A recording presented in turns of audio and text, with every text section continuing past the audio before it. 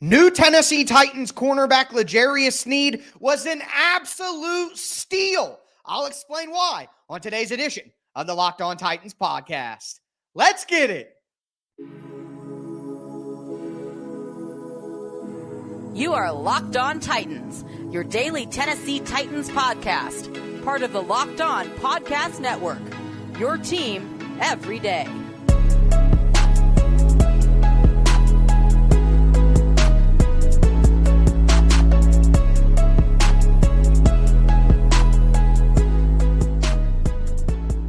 Welcome to the Locked On Titans podcast. I am your host, Tyler Rowland. Titans fans, today's edition of the Locked On Titans podcast is brought to you by Game Time. Download the Game Time app, create an account, use the code Locked On for $20 off your first purchase. L'Jarius Sneed was an absolute steal. I'm going to explain why. Also, Brian Callahan speaks on specific roles for offensive players. Very interesting quotes there. And the NFL released a ton of new rules on Tuesday, and some of them have a big impact on the Tennessee Titans. I'm going to dive into all of that. Before I do, thank you for making the Locked On Titans podcast your first listen each and every day. Remember, Monday through Friday, Tennessee Titans content all year round, always for free. Make sure you get subscribed, stay subscribed. It's your team every day here on the Locked On Titans podcast. Make sure you throw a thumbs up on the video if you're watching on YouTube. Shout out to my everydayers out there tuning in Monday through Friday.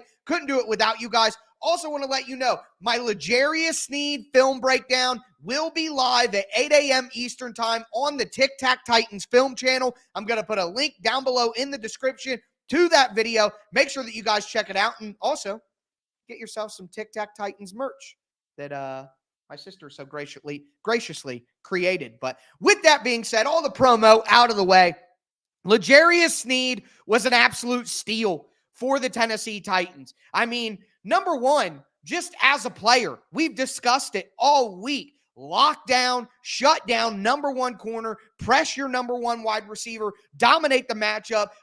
Andy Reid talked to Paul Kaharski at the league owners meetings and even said L'Jarius Sneed is as good of a person as he is a player, incredibly tough, shutting down number one wide receivers every week for us. And he admitted, it's kind of financial thing. The reason they had to let Sneed go, they have other people to pay. Obviously, they're paying Mahomes and Kelsey and Chris Jones and so many people such big money that somebody had to go. And the Titans, in that scenario, were able to slide in and, again, get an absolute steal in the deal that they got for L'Jarius Sneed. And it's multi-level here. It's not just the money. It's not just the trade terms. It is both. So, number one, let's look at the contract because the contract became official on Tuesday. The Titans still haven't tweeted it out, but we got Ian Rappaport tweeting it out, reporting from Paul Kaharski that the physical was done. So L'Jarius Sneed has passed his physical. That will secure the deal for the Titans. And the contract, 4 years,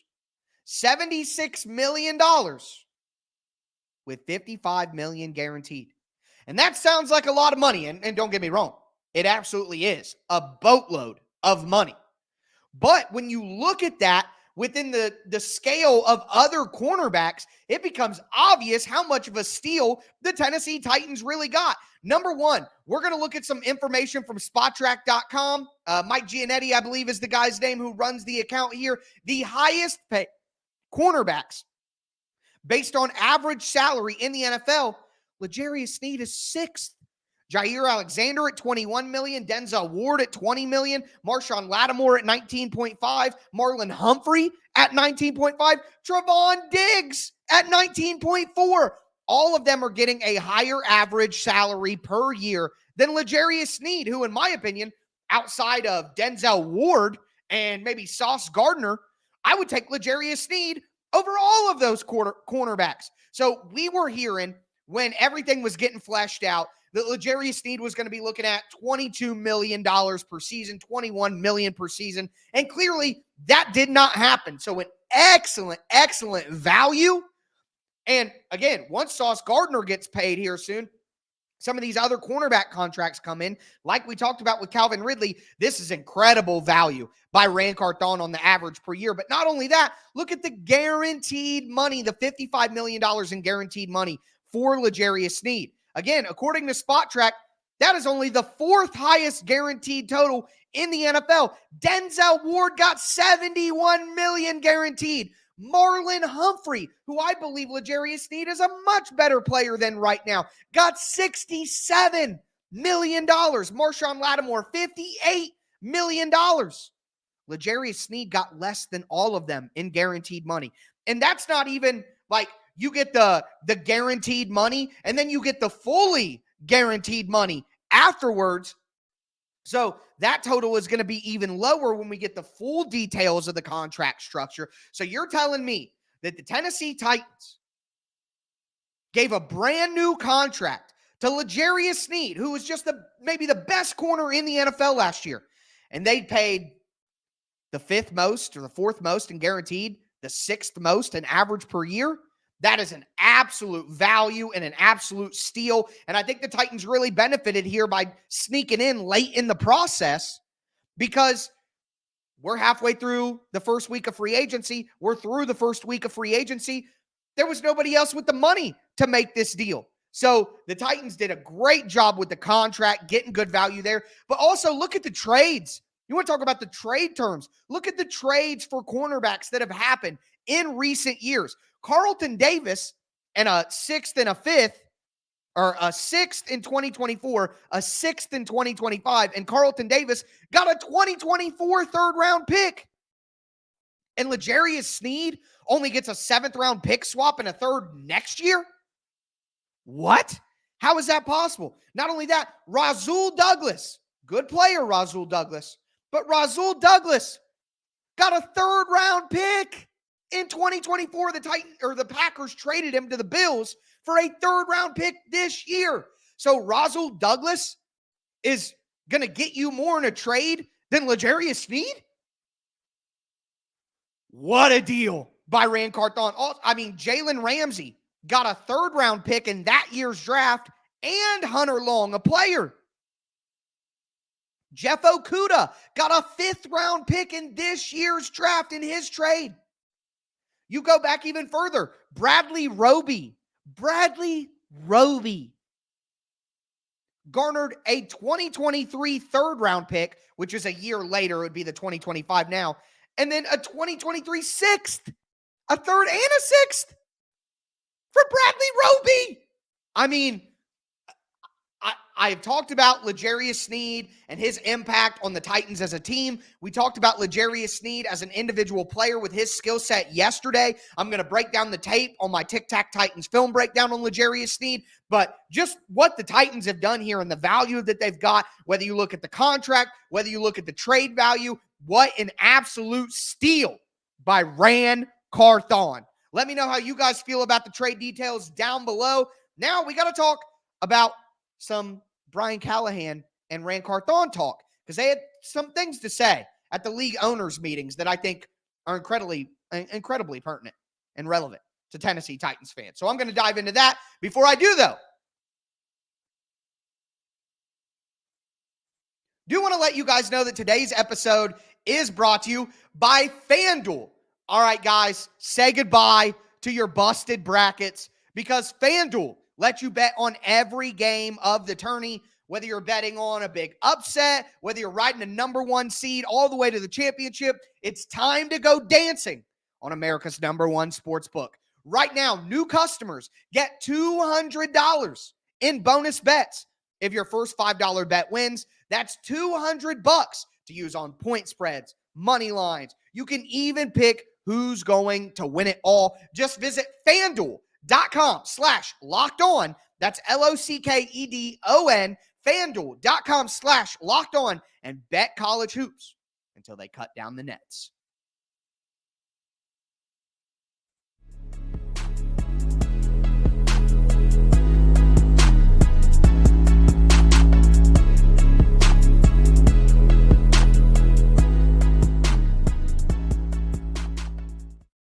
Titans fans, let's continue today's edition of the Locked On Titans podcast. Little technical mishaps there with the transition videos and everything going on. That's all right. We're powering through here because that's what we do. We just talked about why L'Jarius Sneed was an absolute steal for the Tennessee Titans. But now I want to dive into some of the stuff that's happened at the league owners' meetings, because we got words from Brian Callahan, we got words from Rand Carthon that I thought were very important, and we got a ton of new rules that will impact the Tennessee Titans. So I'm going to dive into all that. Before I do, thank you for making the Locked On Titans podcast your first listen each and every day, Monday through Friday. Tennessee Titans content all year round, always for free. You're not going to beat that anywhere else. Make sure you get subscribed, stay subscribed. It's your team every day. But Brian Callahan had a lot to say at the league owners meetings.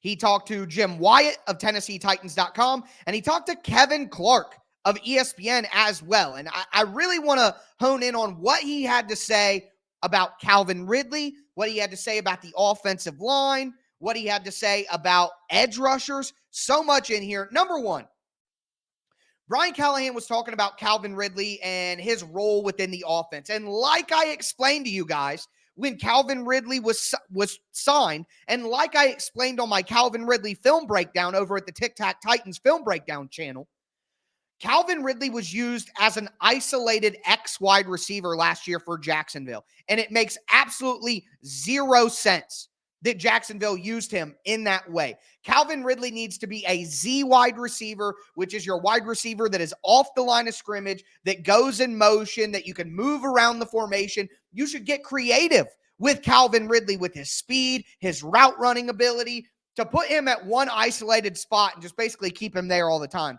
doesn't make any sense. But we talked about that at the end of the film breakdown video, went over some of the stuff from reception perception about his route usage, his route success rates, all of that stuff.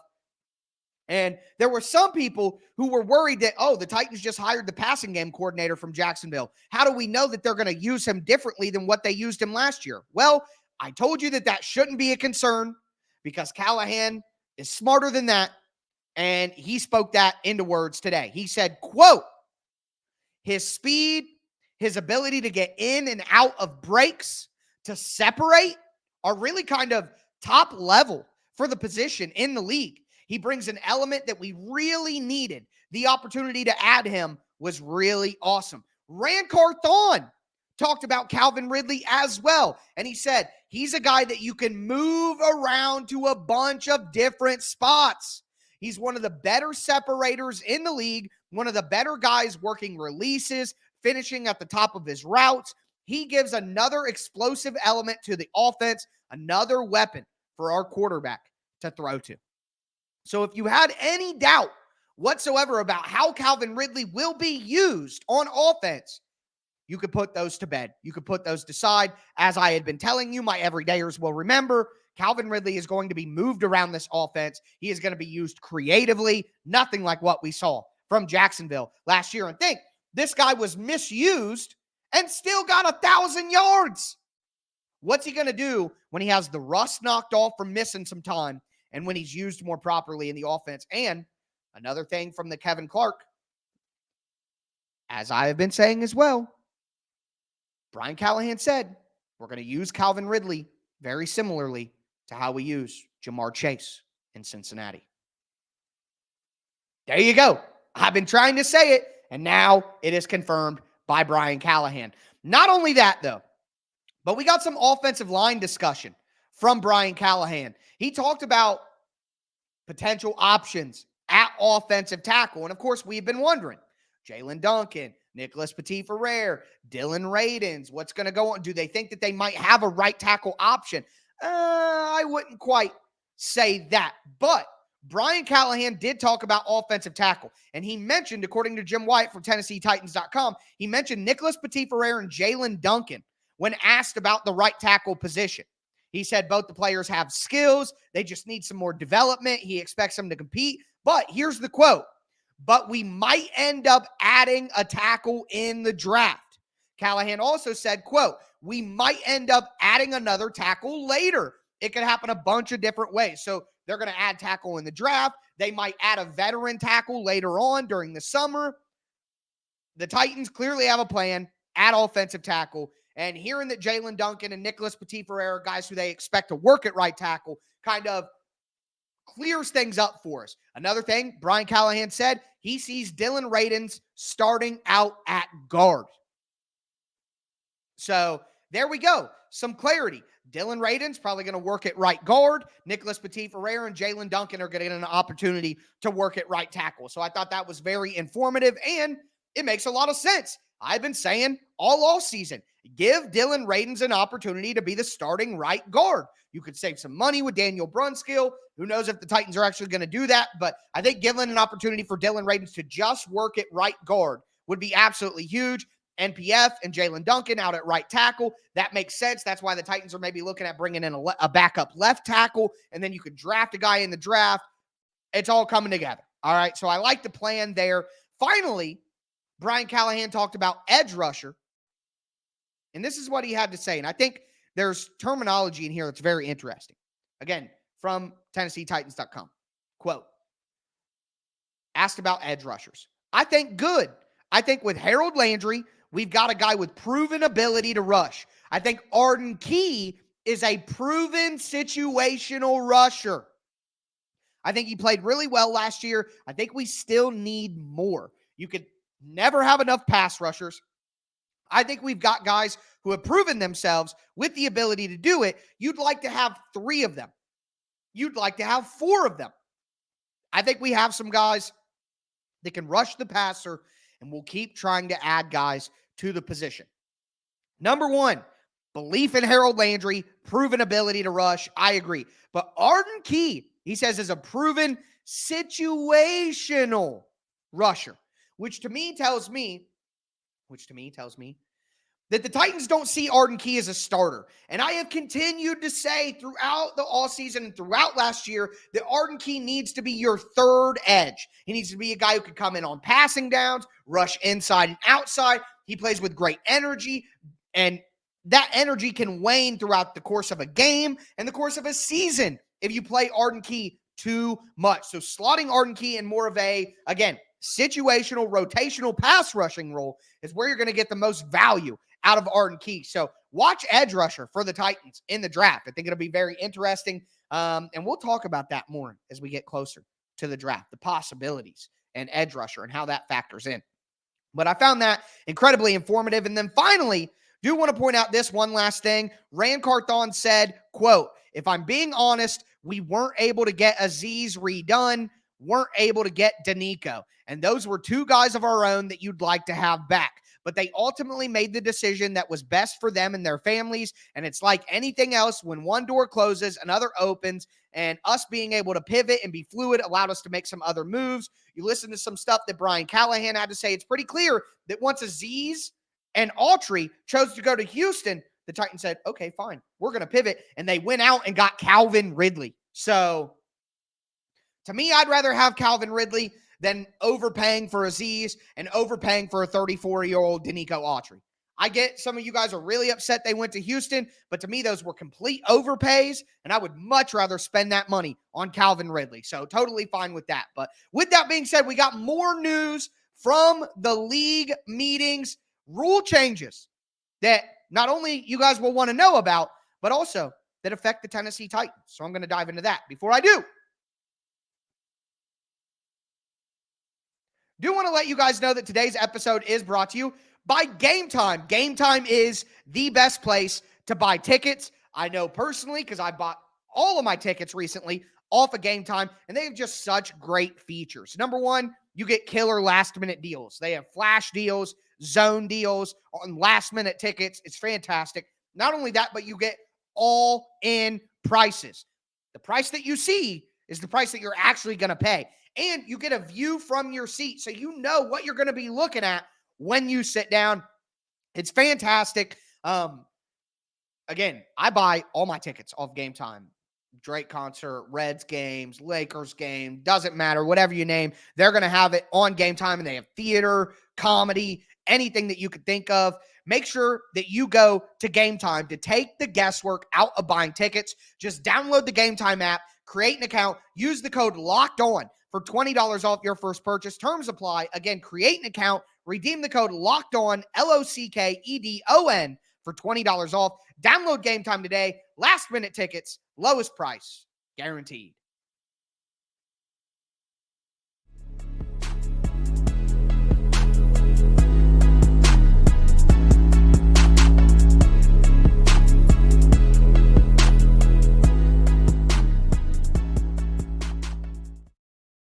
fans, let's cap off today's edition of the Locked On Titans podcast. We talked about why L'Jarius Sneed was such a steal for the Titans comparatively to other things that have happened at the cornerback position. Some good data there. I hope you guys enjoyed that. Then we talked about some comments from Brian Callahan and Rand Carthon that shine some light on how they see the roster right now. Now I want to talk about some new rules that the NFL instated on Tuesday and how they impact the Tennessee Titans, and just my thoughts on how the Tennessee Titans are involved in that or how it could impact them. Before I get into it, want to thank you guys again for making the Locked On Titans podcast your first listen each and every day. Again, I am encouraging you all to go over to the Tic Tac Titans YouTube channel where I'm doing all of my film content this year.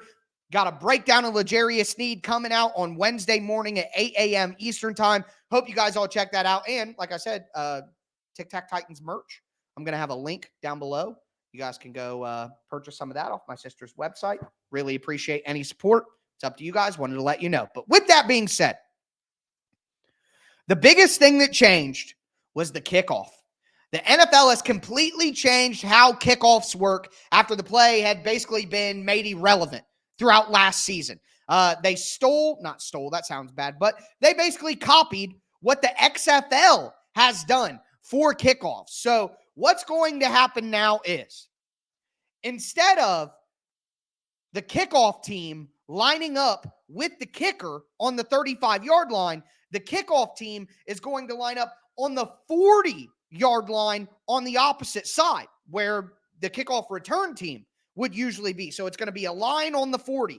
And then the kickoff return team is going to have a line of players on the 35. The ball is going to be kicked. And once the ball is either caught by the returner or once the ball lands within the 20-yard line, then the two lines of the kickoff return team and the kickoff team are able to go at each other and block, blah, blah, blah, blah, blah. All right. So there are additional rules here where if the ball lands within the 20-yard line in the end zone and then rolls into the end zone, the team takes a touchback at the 20-yard line. If you kick it directly into the end zone for a touchback, the offense gets the ball at the 35-yard line. It's basically a 15-yard penalty to kick a touchback now. That's going to encourage more returns. It's going to, in the NFL's theory, be safer because guys aren't running at each other from 20-yard run-up distances. They're 5 yards apart going at each other. So that is the new kickoff rule. They're going to test it for 1 year. Onside kicks can only happen now if you alert the officials you're doing an onside kick. So surprise onside kicks are now dead. Me personally, I love this idea. The kickoff was a dead play last year. It was boring. It was awful. Like 5% of onside kicks got recovered by the kicking team. Only like 22% of kickoffs actually got returned. They have made it boring. I want less boredom. I want more action. And this kickoff rule is going to do that. So I'm very excited to see it. But how does it impact the Titans? To me, this is a great opportunity to get the ball in the hands of your best playmakers. Tyjae Spears and Treylon Burks should be the top two players who go out for this. Tyjae Spears is obvious. He already had some kick return duties last year. Great wiggle, great vision, good speed. He makes a lot of sense. Burks, I got a little bit of pushback on. Why would you put Treylon Burks out there? You don't want him to get hurt. But do you guys remember what Treylon Burks actually did well in college? It was screens. They threw him little bubble screens, and he would just get the ball and then run. That's basically what you're doing with this kickoff. You're just getting the ball to a guy in space. So to me, based on what Treylon Burks has actually showed us he is good at, this would be a great opportunity to get him in the mix. And if you draft a wide receiver, you have Calvin Ridley, you have DeAndre Hopkins on the outside. That's going to give Treylon Burks less opportunities to actually play wide receiver. So get him more opportunities as a kickoff return guy. I think that would make a ton of sense. His skill set fits. His role on the team would be better with that opportunity. And some of you guys are, we don't want him to get hurt again. He needs to play football. All right. Treylon Burks is at just as much risk to get hurt playing wide receiver as he is doing kickoff return. So just spare me he's going to get hurt. He's going to get hurt if he plays wide receiver too. There is no safety out there. You're not saving anybody or preventing anybody from injury if they're out on a football field in the NFL. So spare me that line of thought that he's got a better chance of getting hurt if he does kickoff return. He's got a better chance of getting hurt if he plays NFL football. Like, you're not safe anywhere. So let's not act like playing wide receiver is safer than doing kickoff return. Get out of here with that. Not hearing that. So that was the number one rule. I also want to point out here, this is good news for special teams players because it makes them more important now that the kickoff is a more important play. And Nick Folk, this is big for him. Nick Folk doesn't have the biggest leg. He's not just booting the ball through the back of the end zone every time. So this actually lines up with an older kicker's strength here. He could be more of an accuracy guy than a power guy. So I actually love this for Nick Folk. Helps him. Also, you have unlimited call-ups for practice squad quarterbacks. Again, Malik Willis, with the ever-changing quarterback rules in the NFL, continues to get opportunities because the rules have changed, and it's not forcing him off the roster. So before, you could only elevate a player, I believe, 3 or 4 times off a practice squad before you had to put him on your active roster. Now, if it's a quarterback, you can leave him on the practice squad all year long and pull him up as your third emergency quarterback without ever having to put him on your active roster. The trade deadline. The trade deadline has been moved back to the Tuesday after week 9. It's going to be November 5th in this year's season. This was a great move by the NFL. With a longer season now, 18 weeks, 17 games, you need to push that trade deadline back so teams have a better understanding of where they're at as a team and can make those decisions to help their franchise, whether it be buyers or sellers. So I love that flexibility. It helps the Titans. Also, new rule before, if you put somebody on injured reserve before roster cut down day from 90 players to 53 players, if you put somebody on injured reserve before that, those players were out for the season. They can never return.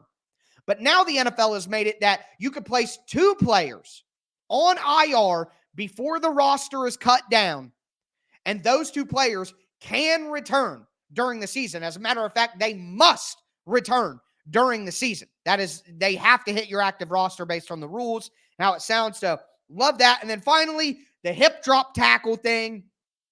I think it's absurd. I think it's hard enough to play defense. But at the end of the day, I'm not going to stop watching the NFL because they took out the hip drop tackle. I didn't even know what a hip drop tackle was. I didn't know they had a term for just to me, it's just tackling. That's just every example I've ever seen of a hip drop tackle is just a tackle in football. So just more stuff for the referees to have their input on. But again, they're trying to make the game safer, and I'm not going to stop watching football because of it. So what's the use in complaining at the end of the day? But that is why L'Jarius Sneed was an absolute steal for the Tennessee Titans, what Callahan and Rand had to say about roles and also new rules that the NFL has ruled out. So I hope you guys enjoyed. That's going to do it for me today. As always, I'm your host, Tyler Rowland, and this was Locked On Titans.